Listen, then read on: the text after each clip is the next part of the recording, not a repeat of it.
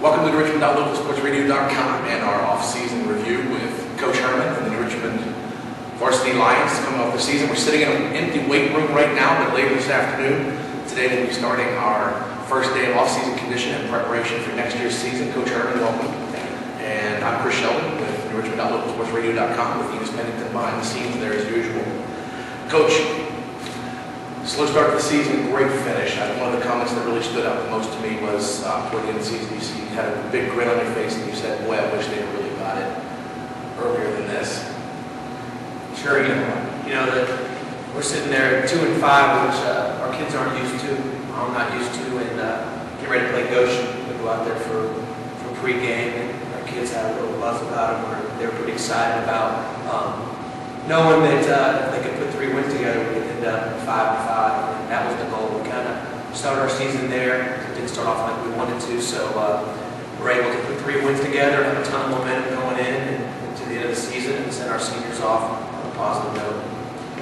Some changes coming about for next year. The offense is going to be ran by who? Myself. By yourself. Is that a new suit or an old hat? It's new. You know, I spend every offseason I spend putting together offensive stuff, looking at different offenses. And, I'm a defensive guy, but I've been waiting for an opportunity to put an offense in and call offensive plays. I think that's maybe more my mentality. I'm excited about it.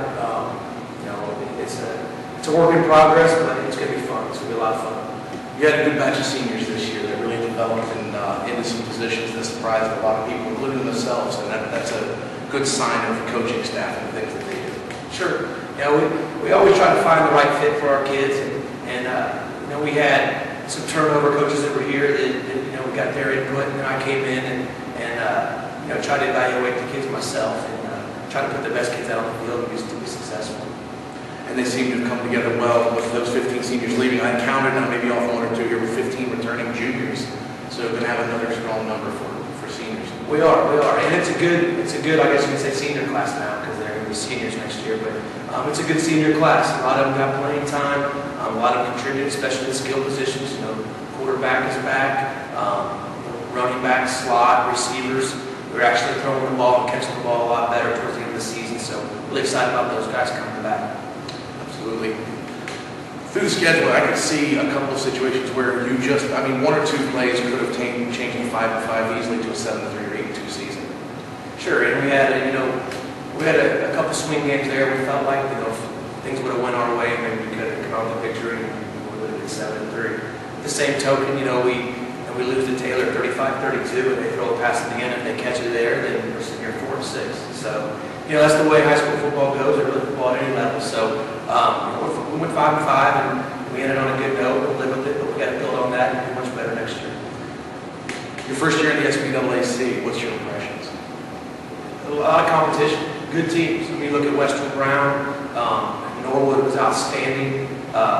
Goshen was tough. Amelia, of course, beat us. So it's a tough league. There's good coaches, there's good players, and it's competitive. I don't know what it's been like in the past. I haven't spent a lot of time looking at a lot of old game film or anything like that. But I will tell you this: I think it's an up and coming league, especially in the American division, because Western Brown's going to be good again. Norwood's going to be outstanding again. So it's a tough league. It is.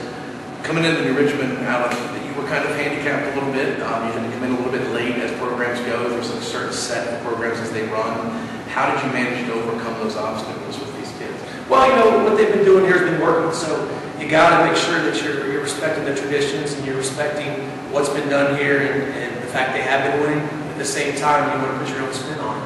I think towards the end of the year, there's some things that I kind of put my own twist on that I think maybe helped us. The one thing with us is we always move the ball on people. We had an outstanding offensive coordinator in Coach Warden, who of course is stepping away, and we'll surely miss him. But we were in almost all the games because of the way we move the ball on offense. And I don't want to take anything away from that. And then we got better defensively. We started tackling better. The kids started understanding the game plans better, and we were able to be successful on both sides of the ball towards the end of the year. I'm going to put you on the spot here. I'm going to give you 1 or 2 sentences. I'll give you a senior's name, and you can share 1 or 2 sentences with us. We'll start in no particular order. We'll start with Alex Horn. leader. He was the leader of our football team. By the way he played vocally, a kid that was a coach on the field for us defensively. He understood the game plan. He was the captain of our defense, without a doubt. Excellent kid as well. James Lane. James would do anything you asked him to do. Probably one of the tougher kids on our football team. And James was, he hardly ever came off the field. He played fullback, he played defensive end, he was on special teams, and a kid we'll definitely miss. Also, Cole Bird. Cole was extremely athletic, highly intelligent, understood the game, played both sides of the ball.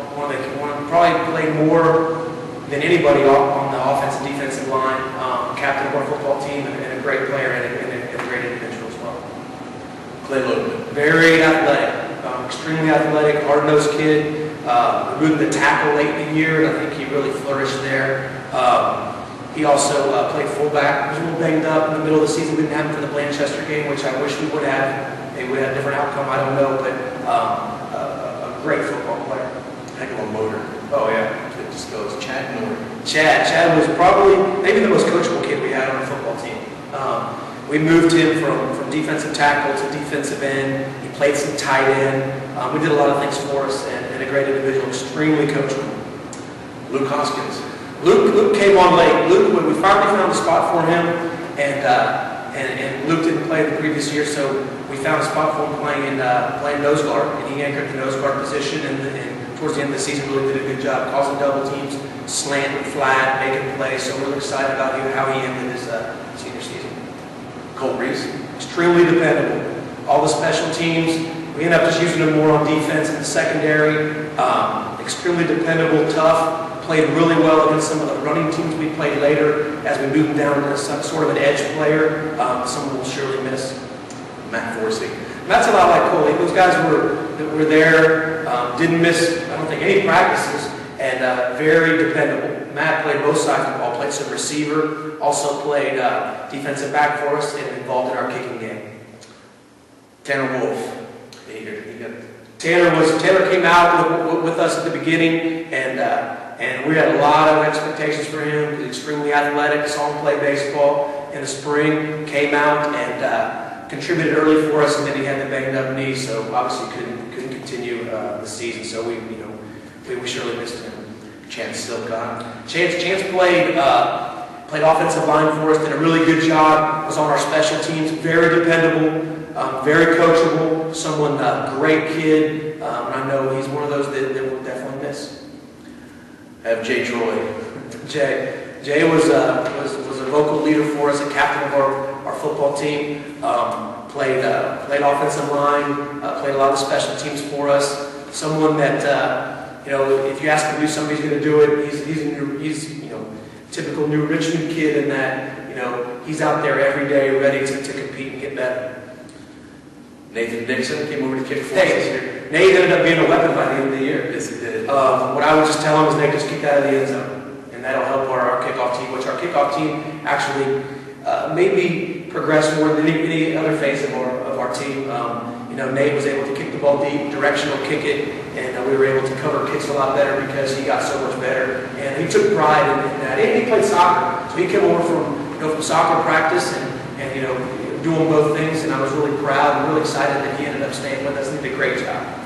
Michael didn't play football. I don't think he didn't play at all in high school. He played a little bit in his 8th grade year. Came out, contributed for us, played some receiver. I think he even threw a couple passes.